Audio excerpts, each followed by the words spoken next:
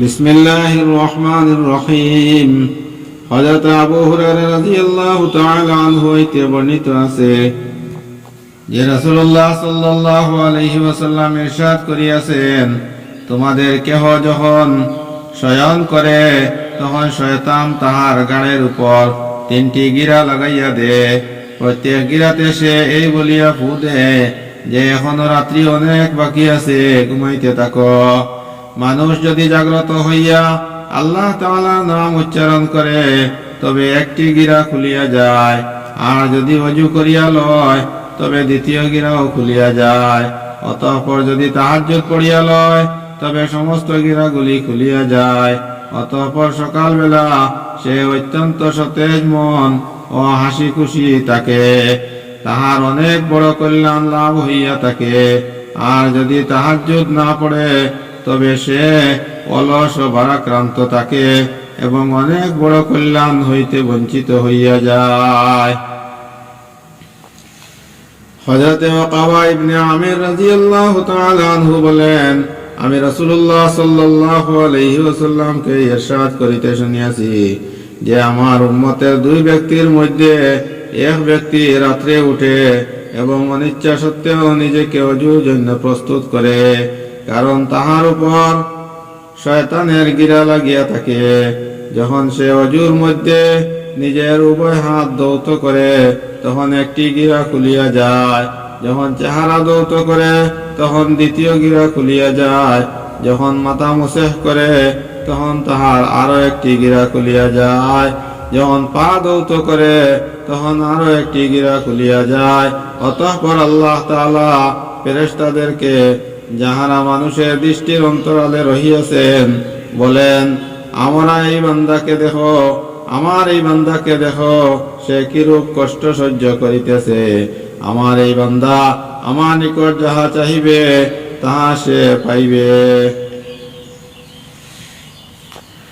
হযরত উবাদা ইবনে সামিদ রাদিয়াল্লাহু তাআলা আনহু হইতে বর্ণিত আছে যে রাসূলুল্লাহ সাল্লাল্লাহু আলাইহি ওয়াসাল্লাম ইরশাদ করিয়াছেন, যাহা রাত্রে চোখ খুলিয়া যায় অতঃপর সে এই দোয়া পড়িয়া লয়, লা ইলাহা ইল্লাল্লাহু ওয়াহদাহু লা শারীকা লাহু, লাহুল মুলকু ওয়া লাহুল হামদু ওয়া হুয়া আলা কুল্লি শাইইন কাদির, আলহামদুলিল্লাহ, সুবহানাল্লাহ, লা ইলাহা ইল্লাল্লাহু আল্লাহু আকবার, লা হাওলা ওয়া লা কুওয়াতা ইল্লা বিল্লাহ, আল্লাহুম্মা গফিরলি।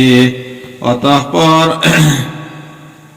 বলে, অথবা আর কোন দোয়া পড়ে করে তবে উহা কবুল হইয়া যায়।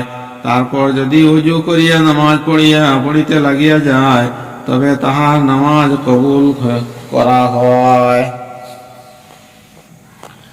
হযরত ইবনে আব্বাস রাদিয়াল্লাহু তাআলা আনহু হইতে বর্ণিত আছে যে রাসূলুল্লাহ সাল্লাল্লাহু আলাইহি ওয়াসাল্লাম রাত্রে যখন তাহাজ্জুদের জন্য উঠিতেন তখন এই দোয়া পড়িতেন, আল্লাহুম্মা লাকাল হামদু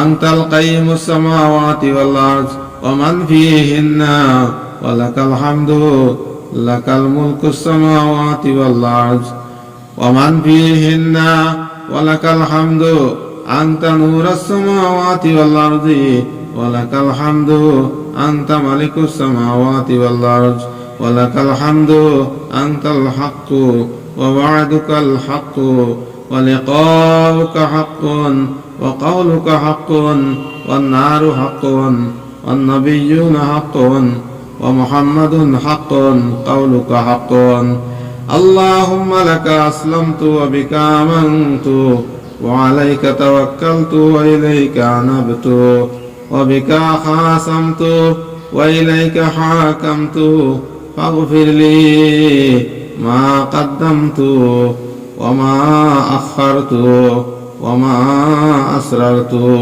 ওয়া মা আ'লানতু, আনতাল মুকদ্দিমু ওয়া আনতাল মুআখিরু, লা ইলাহা ইল্লা আনতা আও লা ইলাহা গায়রুক। আয় আল্লাহ, সমস্ত প্রশংসা আপনারই জন্য।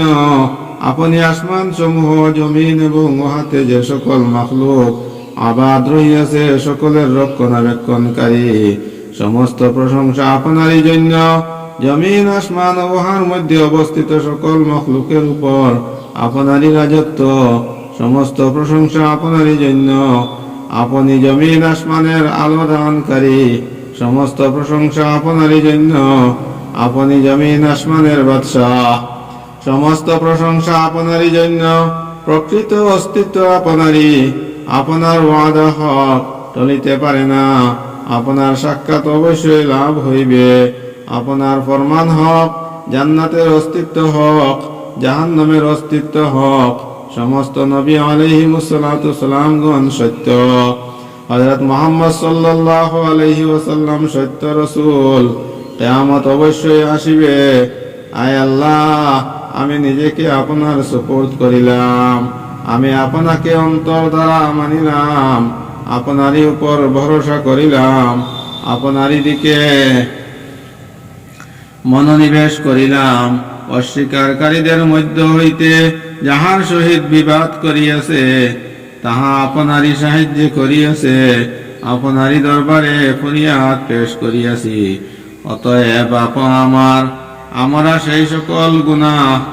সেই সকল গুনাহ মাফ করিয়া দিন, যাহা আমি আজ পর্যন্ত করিয়াছি আর যাহা পরে করিব।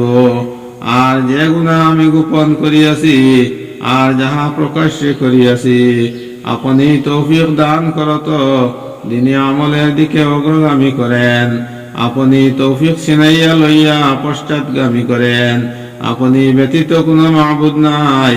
নেক কাজ করার শক্তি ও বদ কাজ হইতে বাঁচার শক্তি একমাত্র আল্লাহ তাআলার পক্ষ হইতে হয়।